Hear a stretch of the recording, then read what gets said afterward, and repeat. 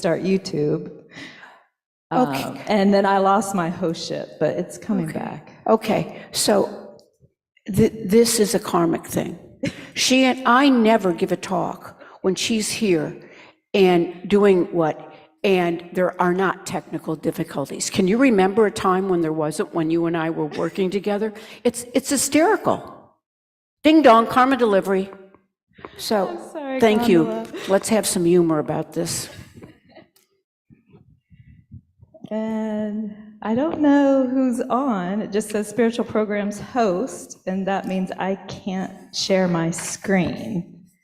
I mean, those of us in the Gampa can keep going. Well, Hang on. Pages. I know. Oh, well. Sorry, you guys. Yeah, that's what I'm looking for. Thank you. Look at this wonderful, wonderful person. So page 34 in the Gold Prayer Book. Okay. And for those of you online listening, just listen. I'm sorry, Okay. I can't share my screen. Did you find it? Or? I mean, I have it, but But it's just, don't okay, have it. well, Okay, so sit quietly and receive it. Thank you. If you don't want to, if you can't participate. And if you're in the Gampa, it's page 34. Bhagawan, with equal compassion for all, whose name, when merely heard, dispels the suffering of the lower realms, dispeller of disease and the 3 poisons, I prostrate to Medicine Buddha, Lapis Light. And we'll do this 7 times. Teyata Om Bekkanse, Maha Bekkanse, Raja Samagate Soha. Teyata Om Bekkanse, Maha Bekkanse, Raja Samagate Soha. Teyata Om Bekkanse, Maha Bekkanse, Raja Samagate Soha. Teyata Om Bekkanse, Maha Bekkanse, Raja Samagate Soha. Teyata Om Bekkanse, Maha Bekkanse, Raja Samagate Soha. Teyata Om Bekkanse, Maha Bekkanse, Raja Samagate Soha. Teyata Om Bekkanse, Maha Bekkanse, Raja Samagate Soha. Linda, is this monitor supposed to be on? David can get that on. And now we'll do the 4 immeasurables, and that's also on page 34 in the Gold Prayer Book. May all sentient beings have happiness and the causes of happiness. May all sentient beings be free from suffering and the causes of suffering. May all sentient beings be inseparable from the happiness that is free from suffering. May all sentient beings abide in equanimity, free from attachment for friends or hatred for enemies.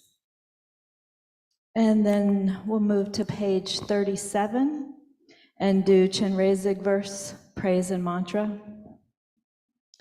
Not veiled by any fault, white in color, whose head a perfect Buddha crowns in light, gazing compassionately at all beings, to you, Chenrezig, all-seeing one, I prostrate.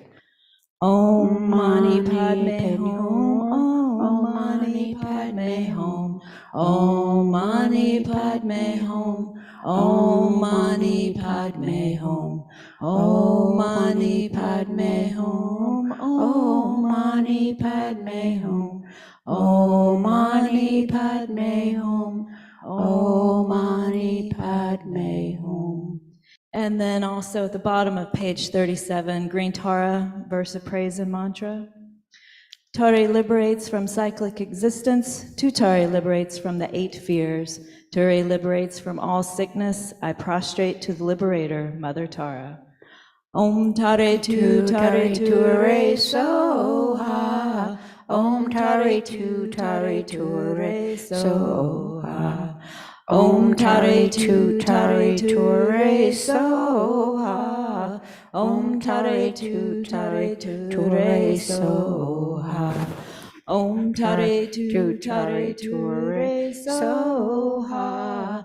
Om Tare Tu Re Soha. Om Tare Tu Re Soha. And then back to page 34, we'll do refuge and bodhicitta. And we do this one 3 times. I go for refuge until I'm enlightened, to the Buddha, the Dharma, and the Supreme Assembly. By the merits I create through listening to the Dharma, may I become a Buddha to benefit all sentient beings. I go for refuge until I'm enlightened, to the Buddha, the Dharma, and the Supreme Assembly. By the merits I create through listening to the Dharma, may I become a Buddha to benefit all sentient beings. I go for refuge until I'm enlightened, to the Buddha, the Dharma, and the Supreme Assembly. By the merits I create through listening to the Dharma, may I become a Buddha to benefit all sentient beings.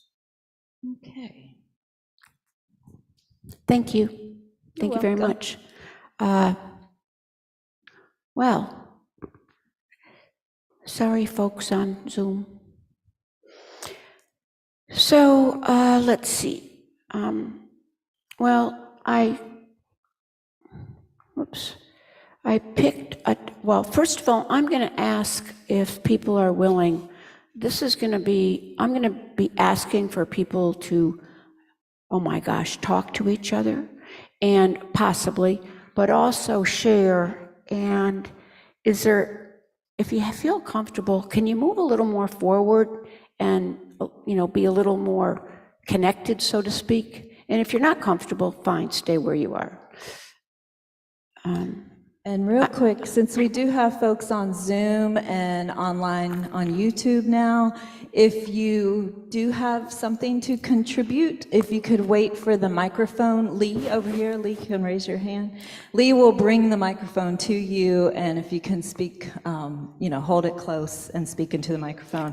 And that's just so the folks on Zoom can also hear what's happening here in the Kadampa. Okay, thanks. Thank you. I really appreciate that very much. So, let's see. Okay. I don't need that.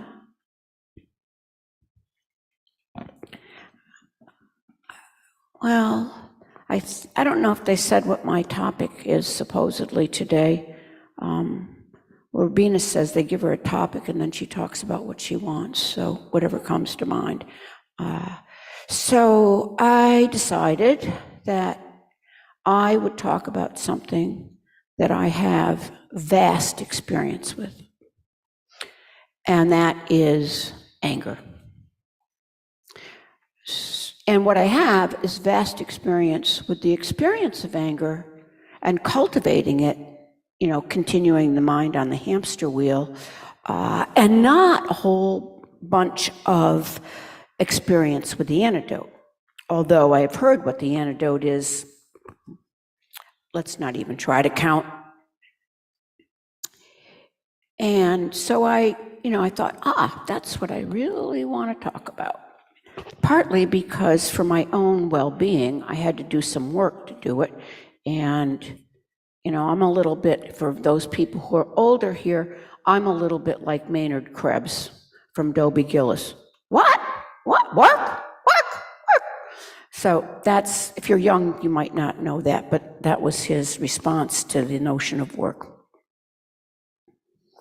So,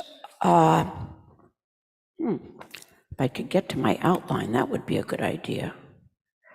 So, the basis of anger is that there is suffering, but we are not a grim lot.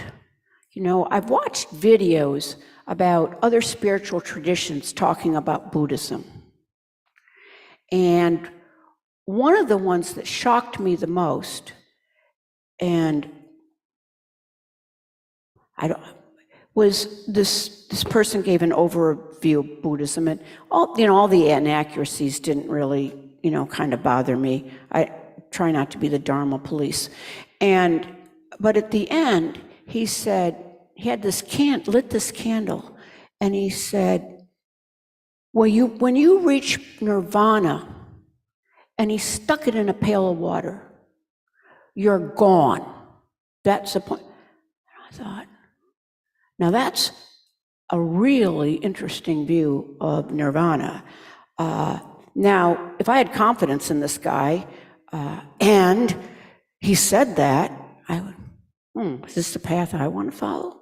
So, but we're not a glum lot. And so the reason I want to mention that is that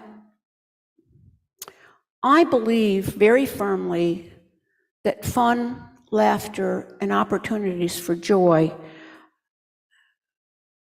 really protect us from having the afflictive mind of anger. And I'm going to use a concrete example, two concrete examples, that just happened less than 24 hours ago. And so the technical difficulties we are having prevent me from showing a short video of it so you have a really personal experience. Well, last night at the Temple Theater in Sanford, which was just the theater, it's historic, was a beautiful experience. Actually George Harrison, AKA known as Michael Flaherty, performed with a group of people he's been working with for many years, amazing musicians, and presented the concert Beatlesque.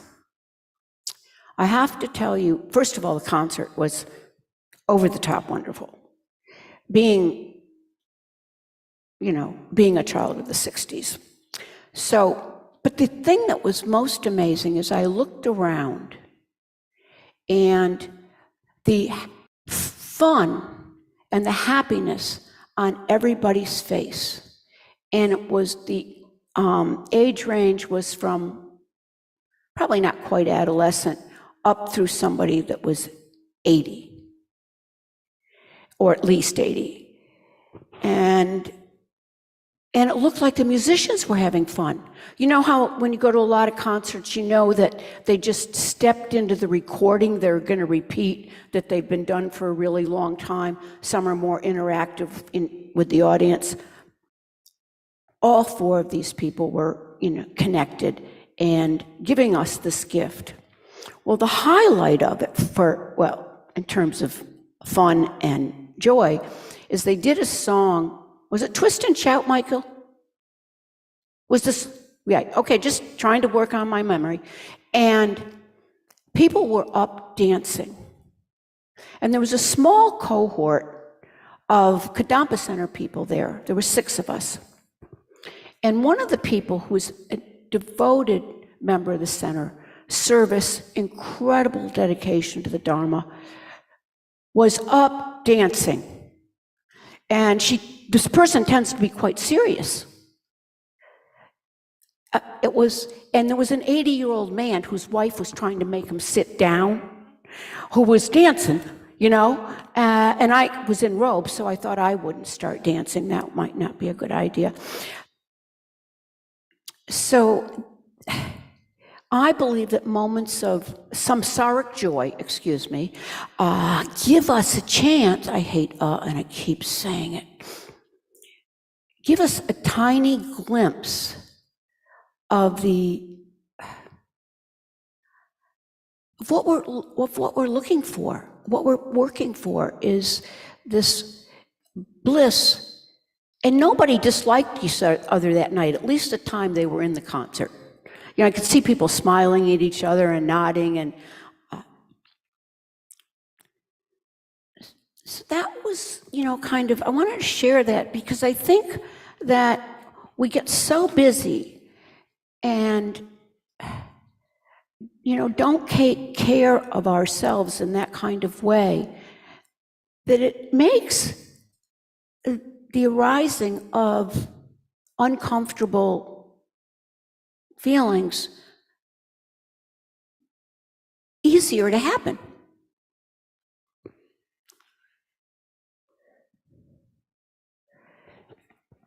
And so I'd like to talk a little bit about, I'm just going to mention, because it's hard to pass a mic around for popcorn, like you say. And so I started Well, I could have used the regasis thesaurus, but I started doing that after I thought about all the words. And what are all the words that don't seem quite synonyms for anger, but they're certainly the beginning of it arising? And then when I get done with this list, if anybody has anything else to offer, I'm going to write it down. So, are you mad? Are you annoyed? Are you aggravated? Are you frustrated?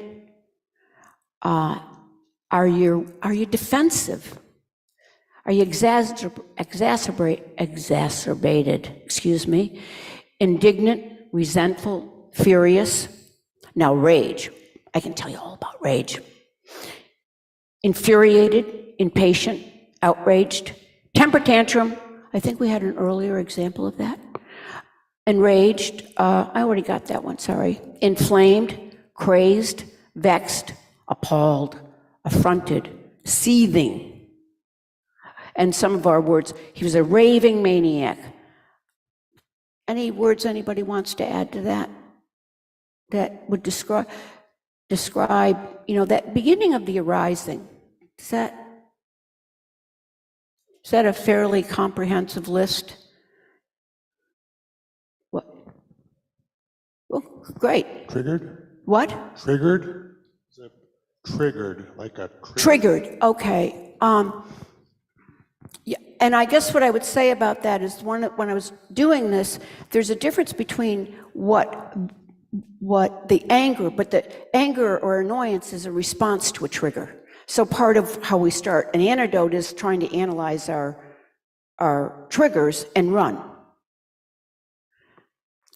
Mad. I've always found fascinated with the double meaning of the word mad in American English, especially where, are you mad? And it always implies anger. It always implies, I am really upset with something or someone. But mad, more literally, more etymologically, means insanity, right? I mean, madness. And that's what being angry is. It's a form of mental, madness. Being off kilter because you're not getting it while we're here and we're all connected. So that's great. Yeah, that's great because that was a great lead into where I'm going or trying to go. We have a response on Zoom as well. Okay, sure. Ticked off? Bent out of shape, in a dark place, pissed off or Ticked miffed. off, yeah. Well, there's a Southern expression called I was tore out of the frame.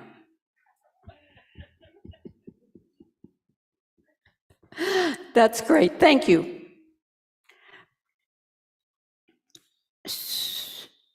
So, one of the topics around lately is moral indignant. You have to be angry and morally indignant that, to fix anything or change anything. I think we're experiencing a little bit of that in our culture at the moment. But in Buddhism, anger is considered both, a moral, can be a moral issue, but anger is also bad for our welfare. So if you don't even care about morality, and you want to be happy or not be disturbed, then the less anger you have, probably the better you're off.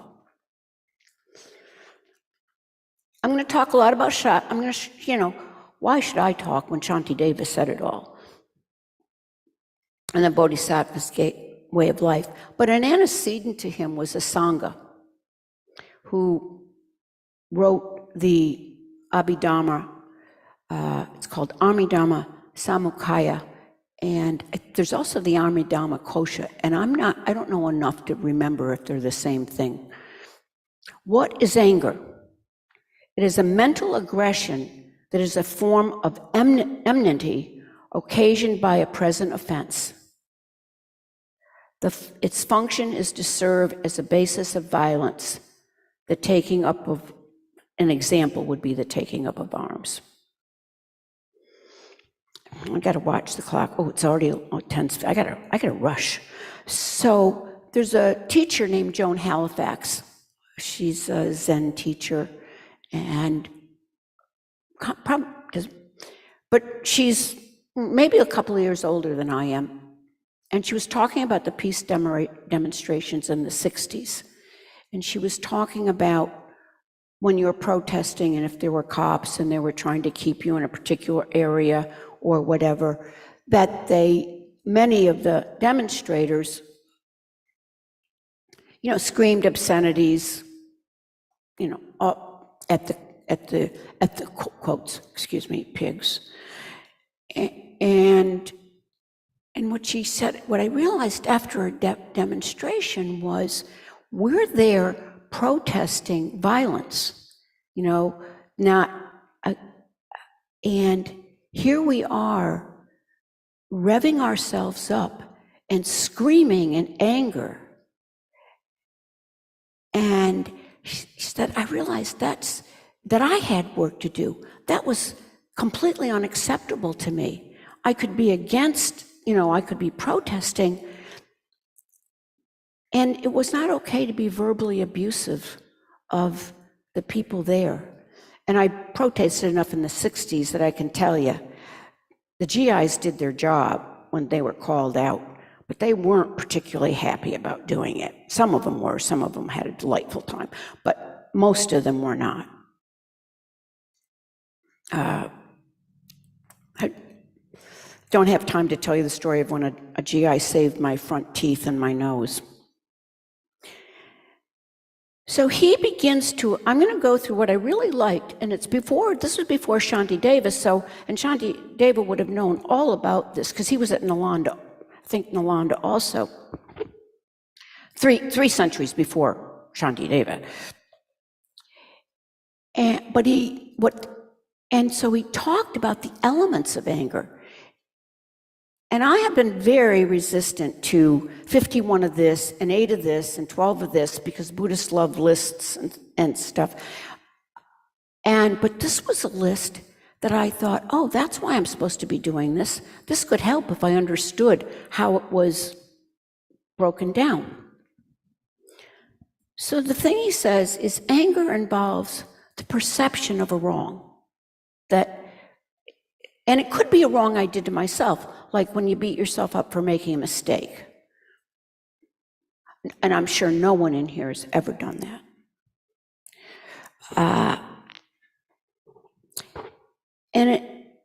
So an aggression toward the perceived wrongdoer.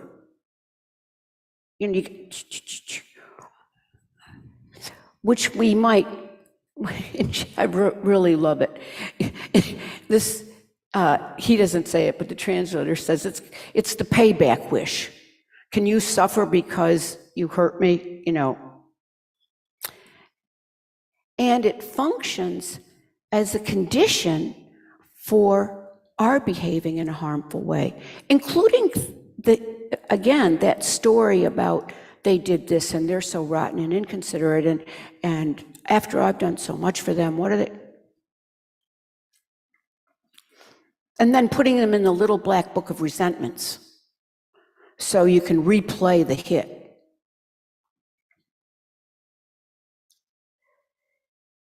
And as I said, it's related to such things as malice, resentment, cruelty.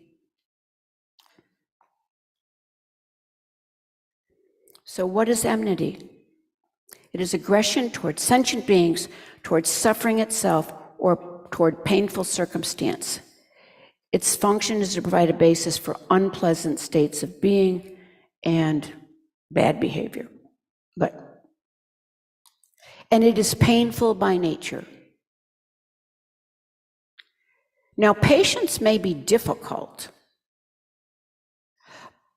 but in the long view, patience could cause you physical pain, but in the long view, patience is not bad by nature. I mean, it's the beginning of compassion. So moving on to Shantideva.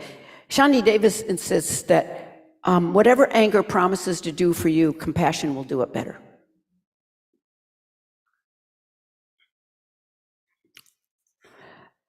And this is a quote from the Shantideva's guide. I am not angered at bile and the like, even though they cause great suffering. Why be angry at sentient beings who are also provoked to anger by conditions? All offenses and vices of various kinds arise under the influence of conditions, and they do not arise independently. Thus, everything is dependent on something else, and even that on which something is dependent is not autonomous. Hence, why should one get angry at things that are inactive, like apparitions? Not quite sure I get that one.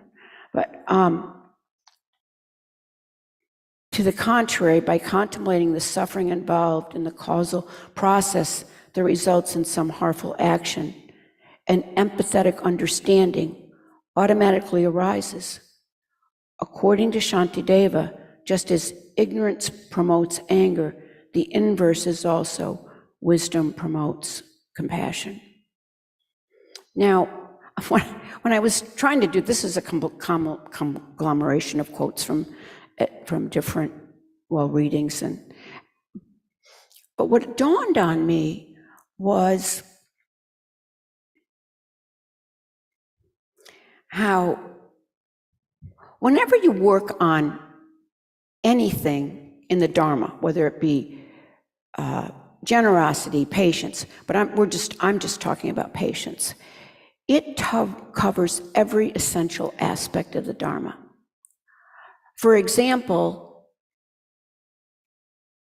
if you really want to work on, part of what helps you want to work on anger is some confidence in the Four Noble Truths. There is suffering. There is a solution. No, not the solution. There is a cause. There's a solution, and so the person, usually I don't intentionally get angry. I don't wake up in the morning and look in the mirror and say, how can I annoy people today by really, annoying them? Well, and so what's interesting is that Shantideva's view of anger or wrongdoing, it's not punitive, it's not payback, and it's about minimizing suffering. And if you think about it, it minimizes yours, and it minimizes that of others who you don't point a finger at, including minimizing your own. You have to remember that we are included in all sentient beings. It's not me and then everybody else. It's something kind of easy, for me. And I found this very interesting. I don't know if long time ago, Rabina was here, and she said, you can't, what is it?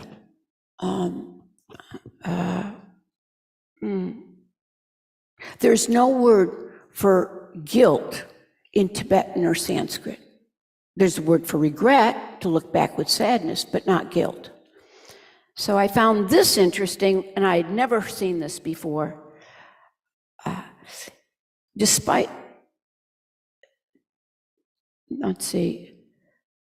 There is not even a term in the Sanskrit Buddhist lexicon that precisely maps onto the contemporary notion of justice. Shantideva is writing on anger, may offer surprisingly apt advice for not going in the Western way. And if you think about it, our legal system is based on finding guilt and then a price tag, and I'm not criticizing it, I'm not saying it's not, that it should all change, but it does set us up in our culture is to find someone to blame. But hear about dependent arising, hear about, if you think about trying to disaggregate anger, which is, he's a bully, he's, why, who knows, he's been bullied, beaten, he's a bully, he hit me or he pushed me, I got hurt, he shouldn't have done that, it was on the school playground, they saw it, he's gonna be punished, they're gonna, send him home, yada, yada, yada. And so where do you find anger? Just like we try to disaggregate the eye, is it my eyes, is it my ears, is it my nose, whatever. But how do we find the actual anger? Because there's so many conditions coming from our side, coming from I'm gonna use the object or person side. Because I can get mad at an object. Does anybody ever get mad at their technology here? And there's a great cartoon many, many years ago when it was like, the mainframes and stuff. And there's this guy standing over, here's your computer, here's his keyboard, and he's going like this with a mallet, and it says, hit any key to continue. So, and what I want to say is, it says, one moment of anger destroys eons of merit. Well, having grown up Catholic, that's way too Catholic for me. And what I think about is whether you're a being of, they call lesser scope, which means you just want to do whatever that's positive to be happy in this lifetime. The second one, you want to be good enough so you get you don't come back as an ant, and you come back as a human being to keep practicing the Dharma. And the fourth one is that aspiration to reach enlightenment for the benefit of all beings. Well, I'm not arguing with that, but I'm saying that anger is a way that we create a hell, at least momentarily, right here and now. We don't have to wait to go to the hell realms we light our own fire in our own way. And when we hang on to it, if we can let it go, fine. And when we hang on to it is when we keep increasing our suffering. And when we store it and put it in the file cabinet in our hard drive that is resentments, we get to pull it out and replay it. So I want to, and there's a quote from Faust. He, in Goethe's Faust, when he, Mephistopheles, the devil, appears to him for the first time. And is, getting ready to bargain with so he can have his soul. And he looks at Mephistopheles and he says, I thought you were in hell. And Mephistopheles looks at him and says, what makes you think I'm not?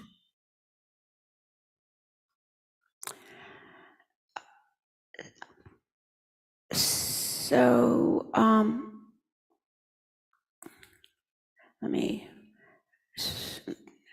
what was I going to say next? So I guess, let's see, it's 11:11. We have a couple of minutes because I'm not going to do that much at the end. Can people share? You can either talk to each other. What do you want to do? Talk to each other or talk to the mic.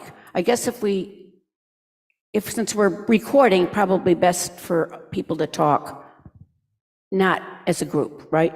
Yeah.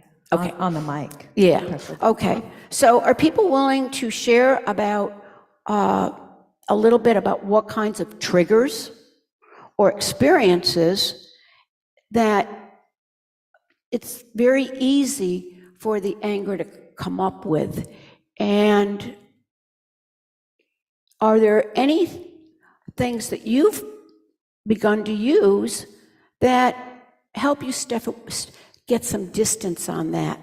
And possibly even take it back to the cushion to look at, how did it arise? You don't always have time in the moment, when you're trying to avoid the person that cut you off. Safety first, please. So anybody willing to share? So if you're in the Gampa, just raise your hand. Yeah. Got somebody. Oh, thank you. And she's the meister. If you are Or mistress, I'm sorry, Lee. If you're on Zoom, you can raise your hand. If you're on YouTube, you can put it in the chat. Hi, thank you. Thank you for having me. So my experience with anger is that I've been a new parent for the past 3.5 years. Don't know when you become just a parent, but... Can you put the mic a little closer? Yes, to sorry. Thank you, Yeah. thank you. What I experience anger is usually in a parent way or like a married way, being stressed by like my new family, coming from a life of bachelor for the past 40 years. And so anger to me increases my stress levels. And I was diagnosed with schizophrenia in 2016. And that's a brain disorder where you see things or you hear things. And so when I'm stressed, my symptoms, my positive symptoms come out. And I just want to say thank you for having this topic because it's exactly what I needed at this moment. I just came out of the psych ward for the 4th time. And like this is my first, step back into the community. And so everything's just been resonating with me, and I appreciate it so much. That's great. So and if you had been the only one here, we would have had a great time. So, and actually, when I started looking for articles, I happened to really like Tricycle, and they have an archive. I stopped at 243 articles that, from some point of view, talked about anger from every every Buddhist spiritual tradition. Anybody else? Noisy crowd. I'll share something. Thank you. Sure. Thank you. So I live with somebody who has the TV on mostly all day and watches the news. And that's very challenging. And so, there's a couple ways that I deal with it. One is, I don't stay in the room where the TV is on because the news is, it can bring on anger, but it can also, it's just, I feel like it's just loading my mind with negativity.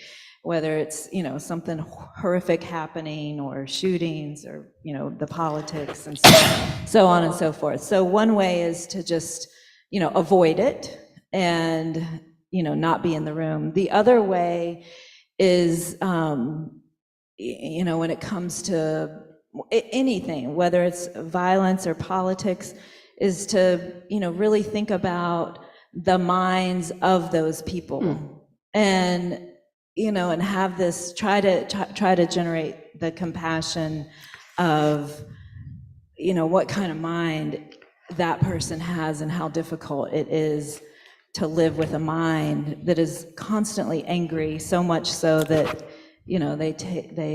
they kill people or whatever the anger is that arises. Again, whether it's politics or shootings or whatever. So that's what I had to contribute. That's all. Okay. Oh, Lori, please.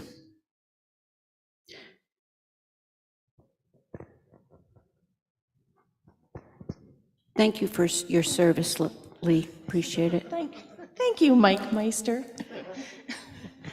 I have trouble with my mother. She is, and I just had this a while ago. It was very frustrating. I had plans, and I was telling her about it that morning, and we were meeting for lunch, a friend and I, and she went into this whole discussion about how I should change the time of our meeting because of when she and her friends go to lunch. And I felt anger coming up because I thought, why would I change my plans with my friend at the last minute just because of what you and your friends do? But when I went and met with my friend, we talked about it, and she said, have you considered do you think your mom was trying to make you angry? Do you think she was trying to help you? Mm-hmm. And so that was something that I could take back, and so it gives me a little more patience to listen, because my mom seems to have a lot of opinions about things that I don't know that she always has a lot of experience with. And that's just my perspective of it, but it helps me to think about these are the ways that she sees that she can be helpful to me, even though I don't necessarily find them helpful, and to just leave her the space to say them and to be there for me the way that she thinks she's being there for me. And I just found that very helpful to spin it into what is the other person's intention. And can I add something to that? Sure. Even if, you see it that, she's all communication is an attempt to meet a need, so I'm not sure what her need was, other than to, as a mother, tell you what to do. But, brain cramp, sorry. You can also say no. Oh. I won't change the time.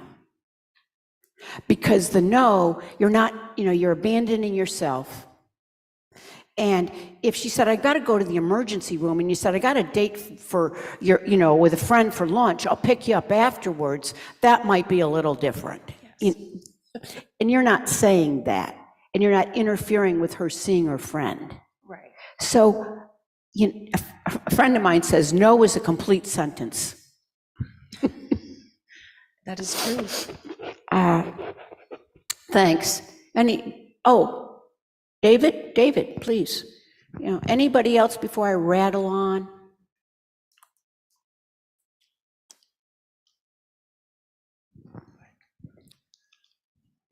So, one way I try to not become disturbed and angry is I don't watch much television news, because there's been some interesting writings lately from a fellow named Jeff Jackson. You may recall he is the candidate actually now for Attorney General of North Carolina, but he's been in Congress the last term here, and he writes emails to everybody who agrees to get them.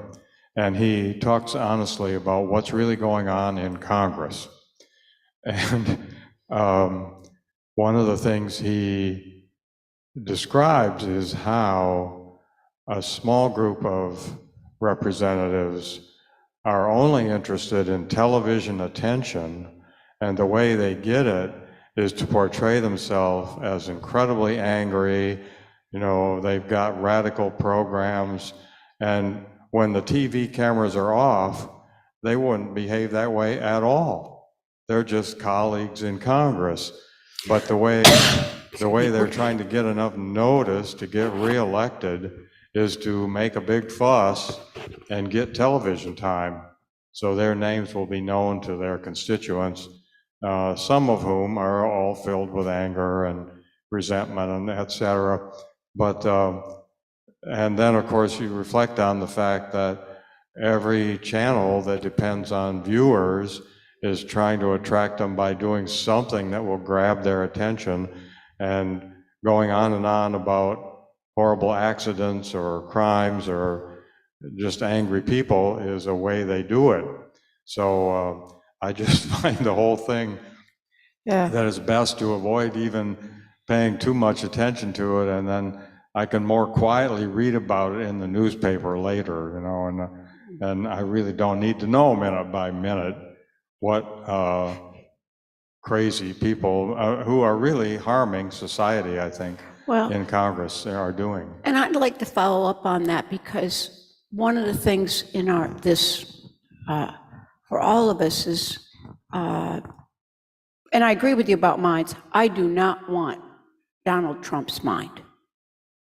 You know, I would not want to live in that head. I would find it, whatever. Also, I don't like golf. But this is our karma. Karma is just not individual. It's communal. The Tibetans say, you know, why aren't you angry? And they said, we as a cult, you know, as a country and a people, developed the causes and conditions for this to happen to us. Now, it doesn't mean that they don't resist. It doesn't mean that they're, like, look at the Dalai Lama for the past more than 50 years, attempting to have a dialogue and get something different to happen. India accepting them for asylum when every Western country in the world refused them. So, and who's closer to China than India?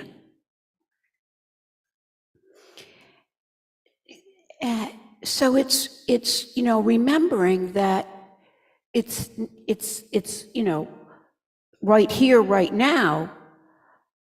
But when we get angry of what's happening in our community, we're part of the cause and condition. And I'm going to start wrapping up. There's a gentleman that used to come to the center, and there was a small discussion group one night, and Tim walked in late, and he said, I'm sorry, the traffic was really bad. And in the course of conversation, he said, I became aware of something today. And, well, tell us. And he said, I was sitting there in traffic, you know, annoyed with the traffic. And then I realized I am the traffic. You know, he was part of the whatever was going. And so that immediate moment of that moment of not us and them, subject, object. And I've just like kept that in my head. For example, when you're on the phone with insurance companies, anybody over 65 here knows about that, you know about it no matter what. And you're trying to get an answer to something, and the person helping you has a script that's like a hamster wheel. And no matter how often you re-ask the question, they have this very limited repertoire of answers they can give you, none of them connected. Well, I have a lot of purification practice to do from past behavior on phone calls like that.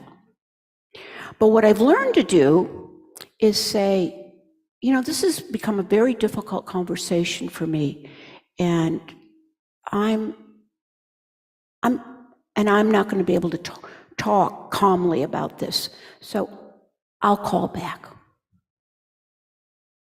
Because I just have to get out of the room. And that's one of the things to remember, and you can't always, you know, when your 2-year-old is having a temper tantrum, you know, you can't leave them in the grocery store. Our culture frowns on that. Of course, they might be happy to be left in the grocery store, especially if the cookies are on the bottom shelf. And so, but to remember that,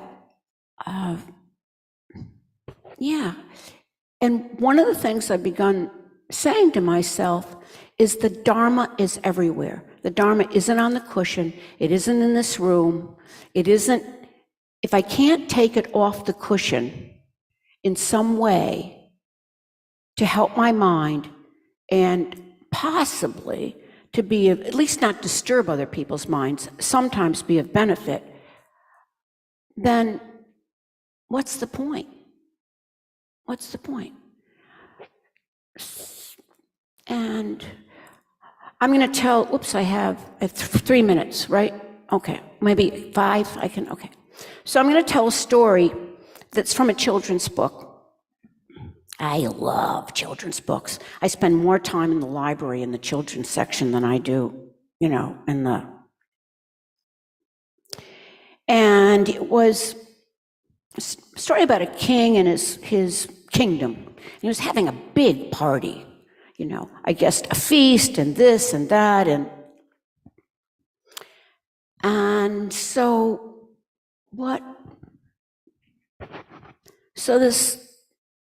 somebody else comes in, and it's really kind of this being is a snot ball covered with hair, screaming insanity, mad at everybody, and his speech is quite profane, foul, sailor-like. And of course, everyone turns around, not everyone, but, tremendous number of the guests turn around and say, "Get out of here. You were not invited. You are not welcomed. You stink. You did it,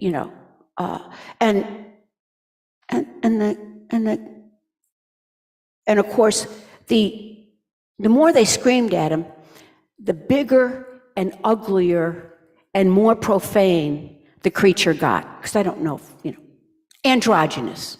Okay, so the king interrupted everybody and said, "Welcome, come on in. We're having a party." And he says, come on up. Why don't you sit with me?" And so as this happens, the creature, the snot ball, starts getting smaller and smaller and smaller. And then he's sitting, on the, he didn't sit next, but, there's always steps up to see the king. And he said, "Well, we're having a feast. Can we fix you a plate?"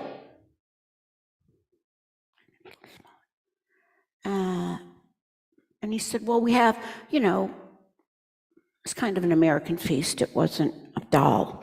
And so it was, pizza, French fries, veggie burgers, of course, everything, carrot cake, maybe warm chocolate chip cookies from Whole Foods." And good chai, Pandia's chai. And so he's getting to be kind of normal size. He hasn't blown up the way he was. He came in normal size, but the more people yelled at him, the bigger he got. And because he's kind of back to normal size, and he stopped stinking. And so the monster says, well, then not the monster, Snotball says, "I think I'll have, how about pizza? Pizza and chocolate chip cookies." So the people, "What do you mean? Why can, blah, blah." And the king said, he's a member of our kingdom. He is welcome here. And so by the time the feast was over, and one version of it, that monster, the snot ball, I like snot ball better. I worked in elementary school and lived on the snot line, so I'm really familiar. And it got smaller and smaller and smaller until it wasn't there. Well, I changed it, because I thought, yes, we want difficulties and things to disappear.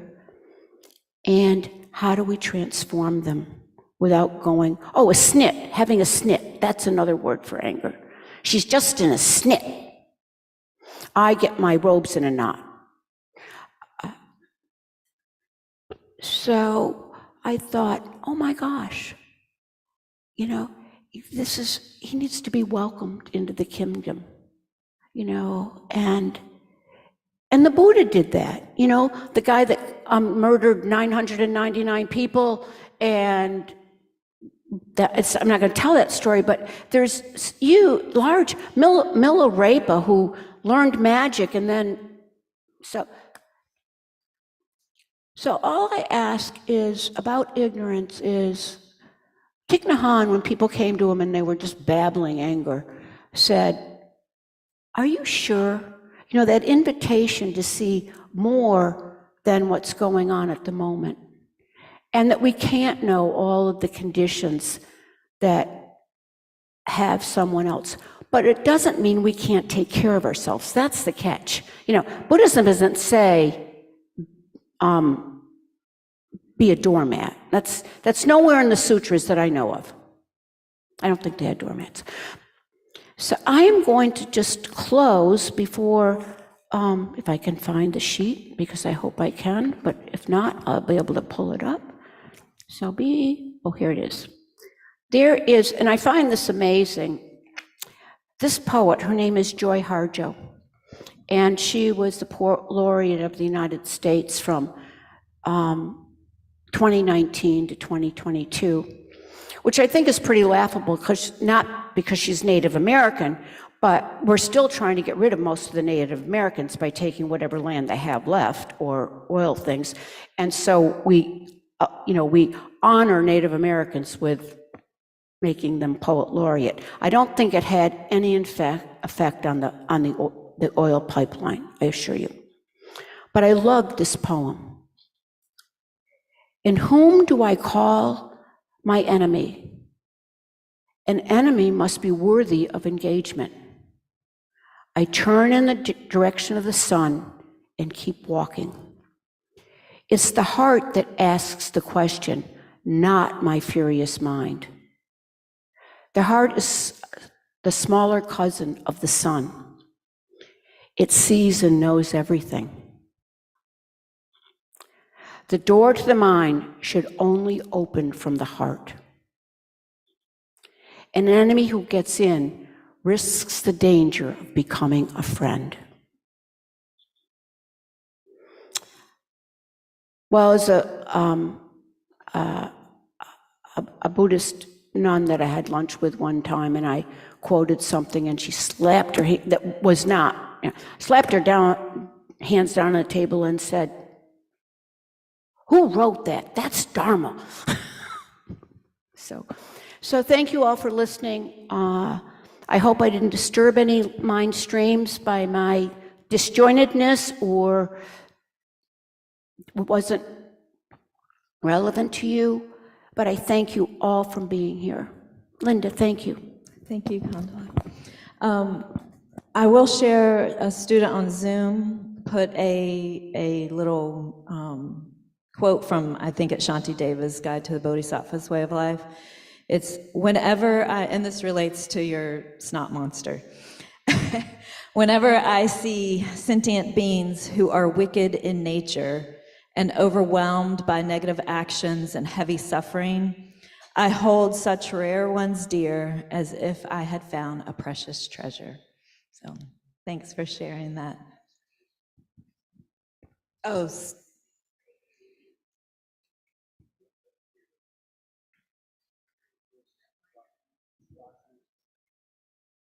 8 verses of thought transformation. Thank you. All right, so we will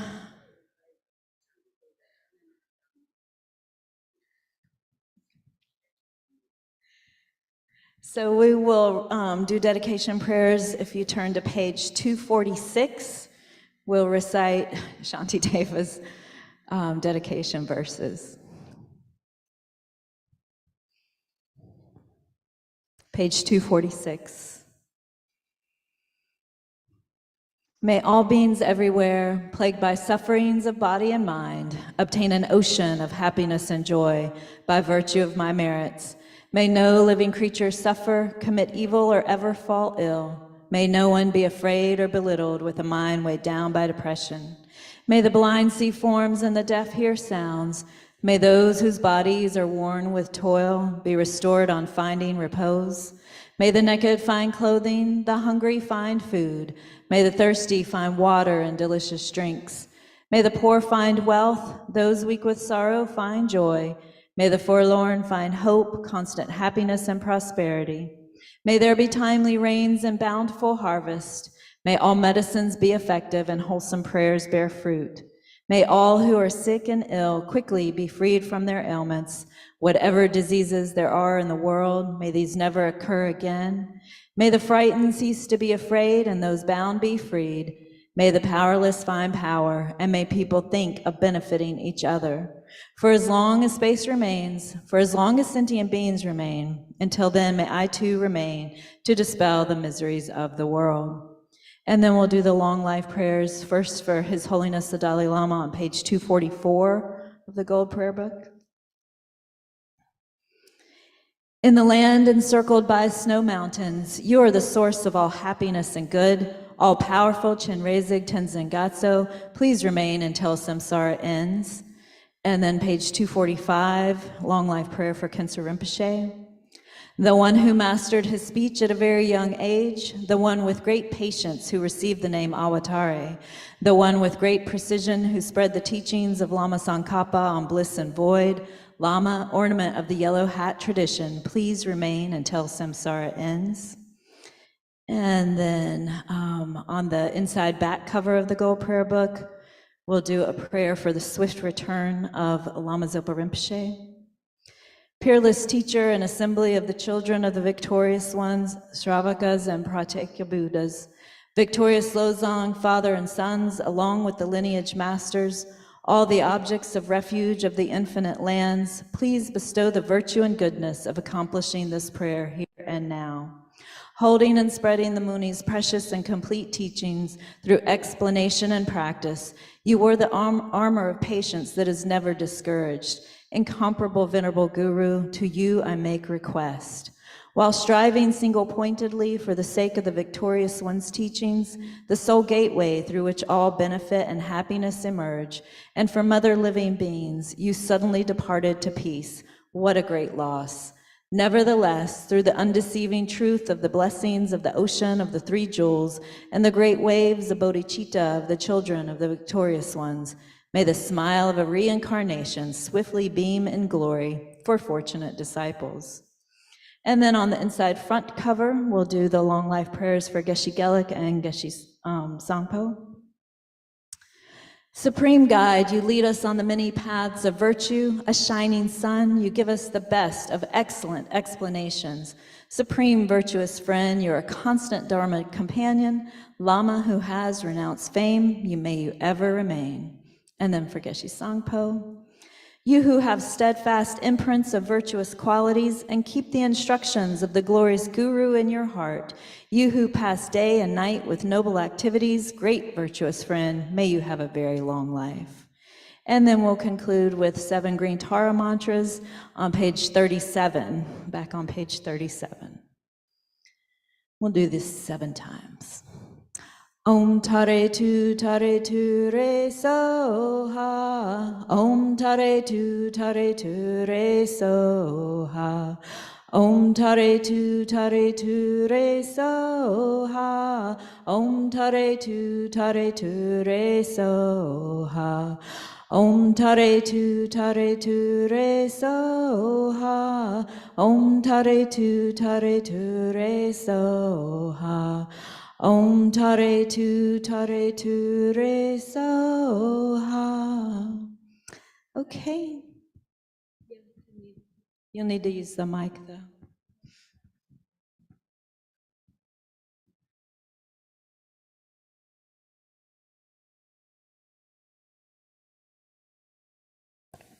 I need a keeper. So, 2 things. One, the first weekend in April, and I don't know exactly what it is. 5th, 6th, and 7th. 5th, 6th, and 7th. Venerable Amy Miller will be here, and she will talk about death and dying. It's a reason to have a good time and be kind to others in this lifetime, as far as I'm concerned, because guess what? It's going to happen. That's number one. And she's taught here several times, and people find her extremely relatable and a great teacher. laying it out. So that's number one. Number two is the following weekend, Venerable Amy is a hard act to follow. And Donna has asked me to do something I did about before COVID, what I called at the time a Dharma Will workshop. And I'm taking up your time. And if you want to know more about it, but it's a way to think about what, as you can't do things for yourself, what kind of support do you want from those around you, spiritually, physically. So, and the second thing is one of the things I was going to do, but it just didn't work out because of Dharma technicalities, and I'll write it down on a sheet of paper and people can, if they want it. There's a teacher named Songki Rinpoche, and he is, more people have heard of Mingyur Rinpoche,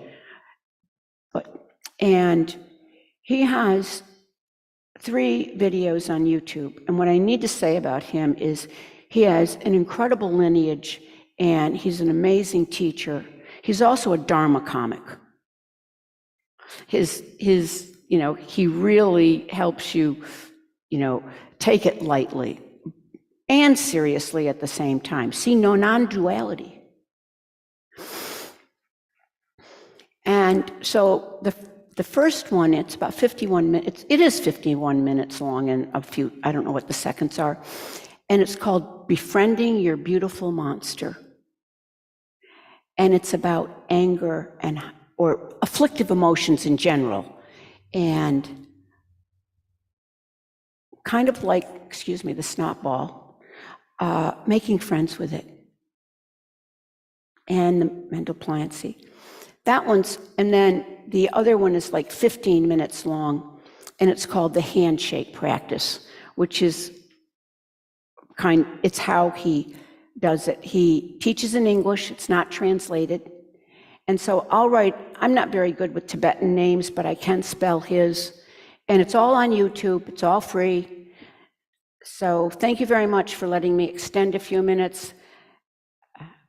Bye.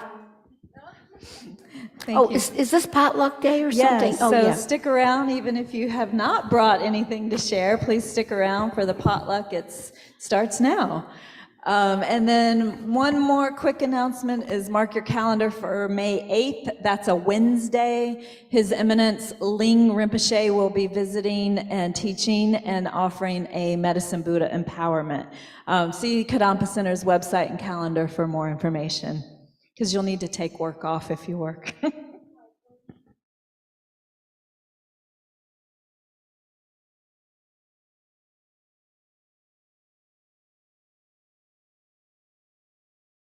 Thanks, everyone online.